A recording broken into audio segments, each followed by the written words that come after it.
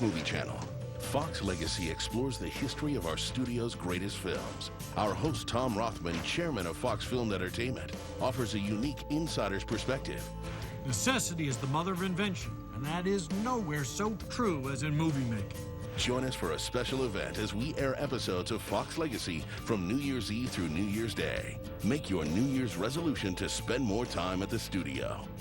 Fox Legacy on Fox Movie Channel.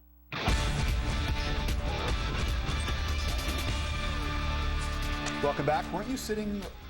Forget it. It's okay. Bottom of the hour. Time for the headlines. The death toll rising following a string of tornadoes out in the Midwest. The storms killing 7 people and injuring dozens more in Missouri and Arkansas. I actually thought that was going to be just you, but I'm here too. Iraq saying December was the least deadliest month of 2010. Insurgent attacks killing 151 people actually in December. And Pope Benedict XVI condemning today's deadly bombing outside a church in Egypt. The blast killing 21 people on their way out of a mass. In his New Year's homily, Benedict urging world leaders to defend Christians against a growing campaign of violence. Okay, taking stock of the 111th Congress, many people are familiar with its most controversial legislative achievements, like the overhaul of the U.S. healthcare system and new rules for Wall Street. But there is plenty Congress did that you may not be so familiar with. Peter Doocy has more on that from Washington. The 111th Congress has concluded with an 83% disapproval rating. That's according to Gallup, and that is a 30-year record. And even though they got a thumbs down from a vast majority of the American public, Democrats are pleased with the way things went down while they controlled both houses. It was a Congress that was tough. I think the American people weren't happy with the way that a lot of it happened, but it was a Congress that acted and changed a lot of things in America.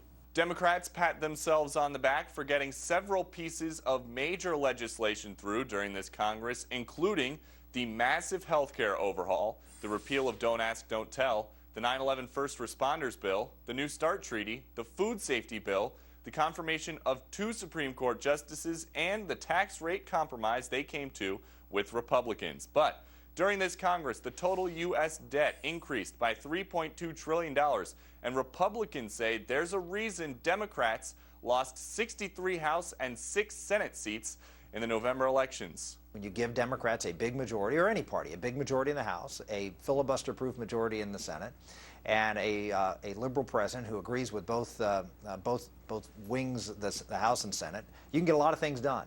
And this president got a lot of things done. A lot of damage was done to this country. Even with their massive majorities, Democrats were not able to pass cap and trade or a budget for the 2011 fiscal year. They also failed to reform the immigration system and pass the DREAM Act. And Jamie, the new Congress gets sworn in on Wednesday. Back to you. All right, Peter Doocy, thank you so much. Well, whether it's a massive recall for baby cribs or potentially deadly bacteria in peanut butter and eggs, some Americans may be doubtful about the safety of certain products that they use in their everyday lives. But in this new year, the feds are planning to beef up consumer protection in a big way. So what do you need to know? Here to tell us is Patricia Powell, personal financial consultant, founder and CEO of the Powell Financial Group. Happy New Year. Good to see you. Good to be back. Are we going to be safer in this new year? I don't know if we're going to be safer or not, but we're sure going to be regulated a lot more. Well, so there's going to be a lot going on, a lot of hoopla coming in. Do you want me to start with? Well, let's start with the testing for lead. I was interested in that. This one I really love. Come February, many of the products that are made for children are going to be tested for lead. I think this is one of the very best things in all of the legislation, because there's just no way a parent could know when they're buying a toy whether there's any lead content in it. It's been outrageous what's been going on. So this is one of those good areas of regulation. Yeah, and a lot of the toys that we parents buy our kids were made someplace else where Absolutely. the standards could be totally different or maybe non-existent. Absolutely. So we've had a lot of surprises. It doesn't come until February, right. But it's part of the really good part of the legislation. There's another really good part, and it deals with cribs. Yeah, tell us about that. Okay, this is coming in June. You'll know there are baby cribs that have been responsible for a number of deaths of these young infants. So the Consumer Safety Commission has new regulations, and come June, many of those cribs that don't meet the standards will not be sold anymore. Not only will new cribs not be sold, but they're putting a prohibition on selling second-hand cribs. So you can't get the crib at the local, thrift store or something and accidentally buy something that's not going to work for your baby. This is another area that's really a good part of the legislation. Well, anything that's going to help make kids and babies safer and give parents some peace of mind. Let's talk about food, because there are a couple of things. We mentioned the peanut butter and the eggs. How's our food going to be safer? Well, a lot of legislation came in. We have the first act in 7 decades dealing with food safety. And what they're requiring is they're going to require that large Some producers. of my friends right here, by the way.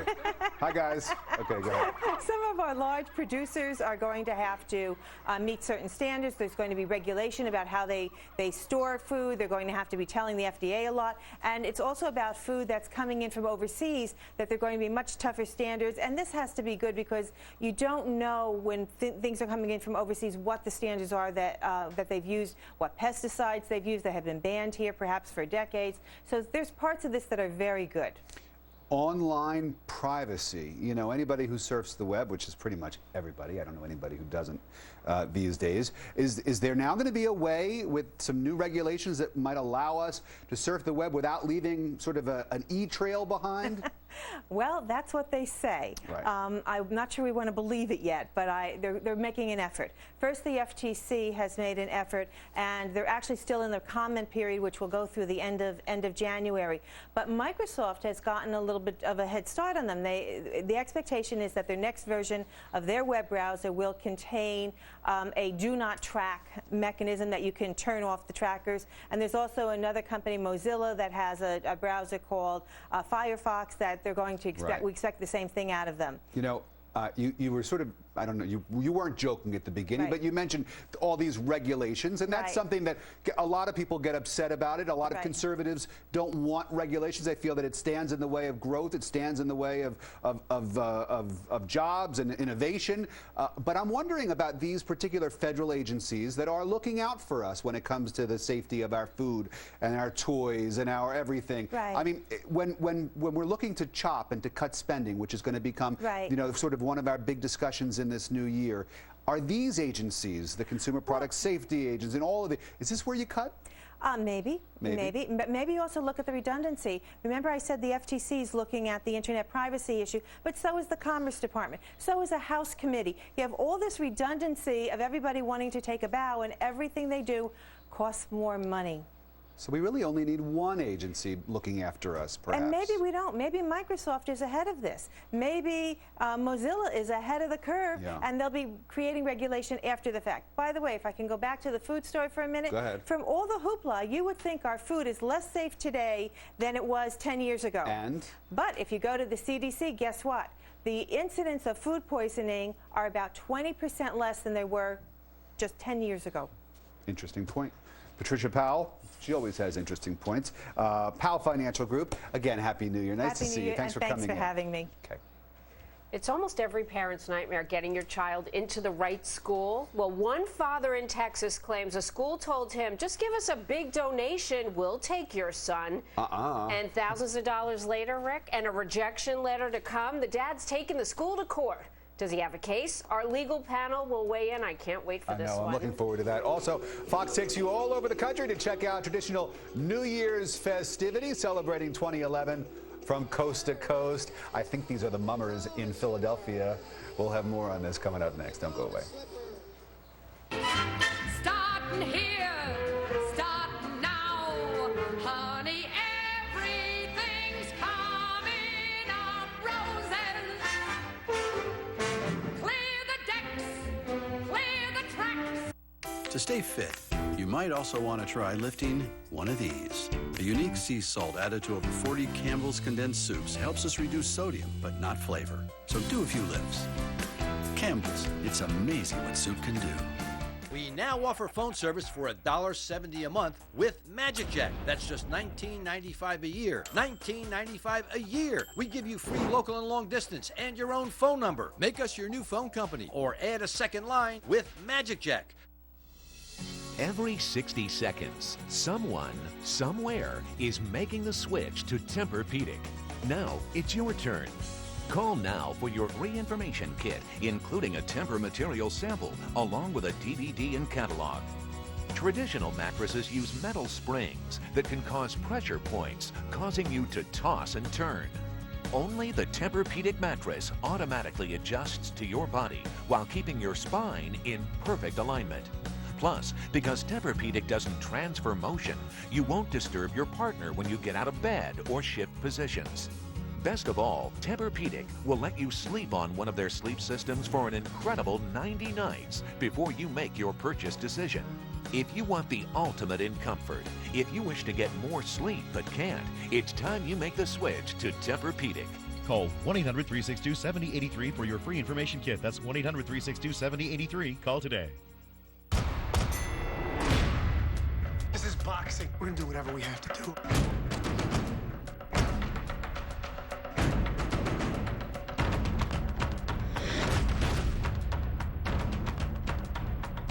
You haven't got a chance. It's out! The closer you get to the ring, all this other stuff is gonna fade away. Lights Out premieres Tuesday, January 11th, only on FX.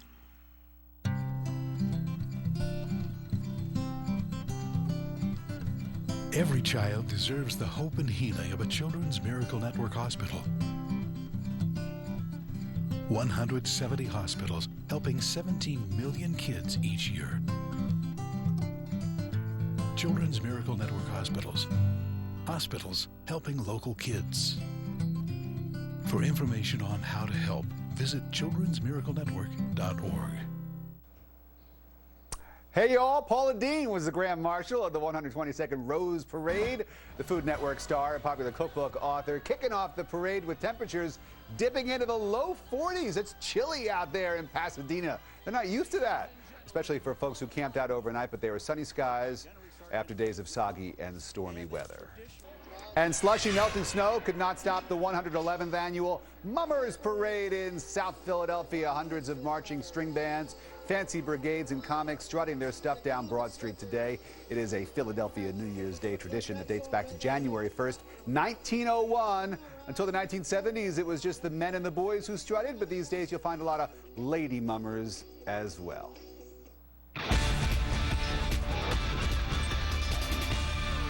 Seems like this story could happen anywhere. A father sues a prestigious prep school in Houston, and he claims the school guaranteed his child a spot as a student if he'd make a hefty donation. So the dad forks over $40,000. Then comes the decision. His son doesn't make the cut. The dad even went to this school himself, and he wants his money back. Does he get it? Does he have a case? He's suing. Let's bring in our legal panel, defense attorney David Wall, and defense attorney and former prosecutor Joey Jackson, so he could take either side of this case. But David, I got to hear you defend this one because, you know, the dad paid $40,000 of what could have been as much as $100,000. Tuition's only $14,000, and he's a legacy, as they would call it in many of these schools. He went there himself. Does he have a case? Your dad says this is what happens. He sits down at lunch with the university official and he says, how do I get my kid in there? He says the university official slides a piece of paper across the table that says this, $100,000. Well, I got news for you. That is not a legally enforceable contract. Yes, it can give his kid a leg up in the process. It does that. This sort of wink and the nod stuff happens all over the country at universities.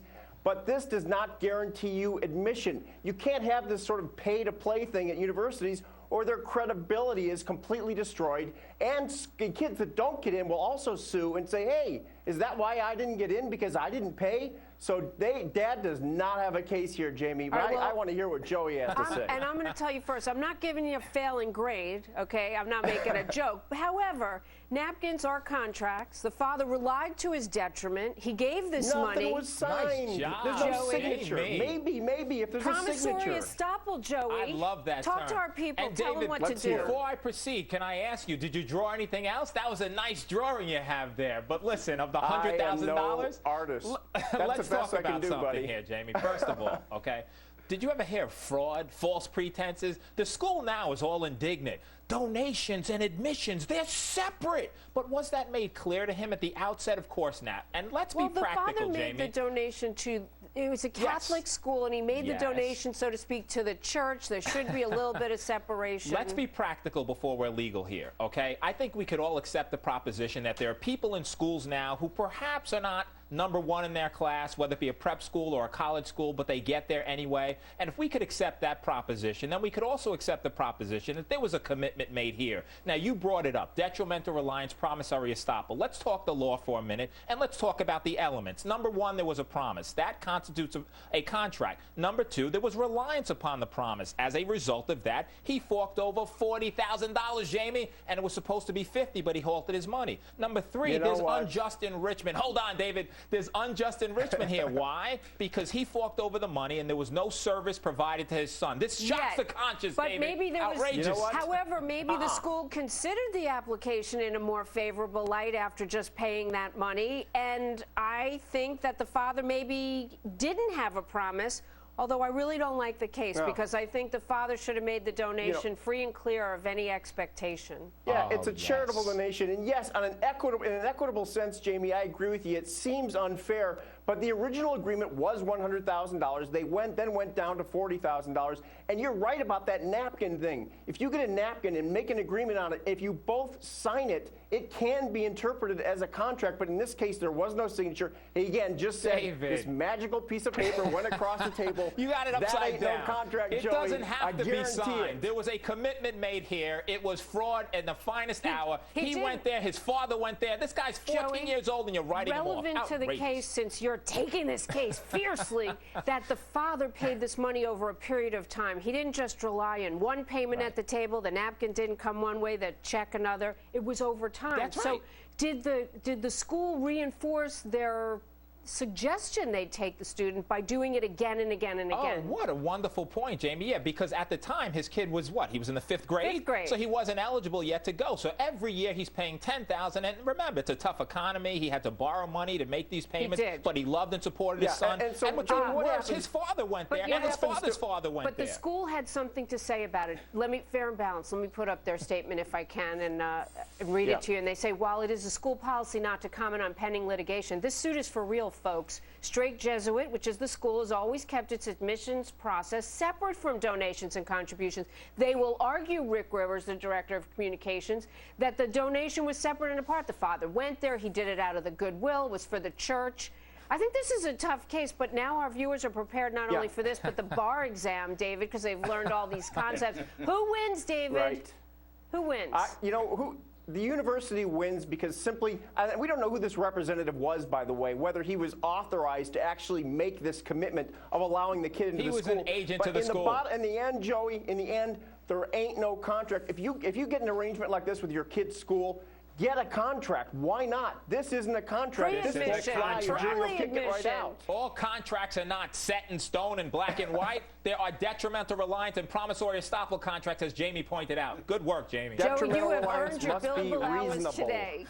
Gentlemen, thank you so much. I think that a lot of parents would find this case interesting because a lot of parents will do anything they can. Happy New Year, Jamie, Joey. Happy New Year to you. Happy New Year, David. This Take poor care, buddy. 5th grader. Now everyone knows, Rick, that his parents were willing to pay money he couldn't get in maybe on his own merit. It's a shame. It is a shame. He probably could get in. He sent the kid to the school. All right, when we come back, it may seem a little murky for us now to try to predict what's going to happen 3 decades from now. But one man had psychics and fortune tellers beat 30 years ago, accurately predicting our lives.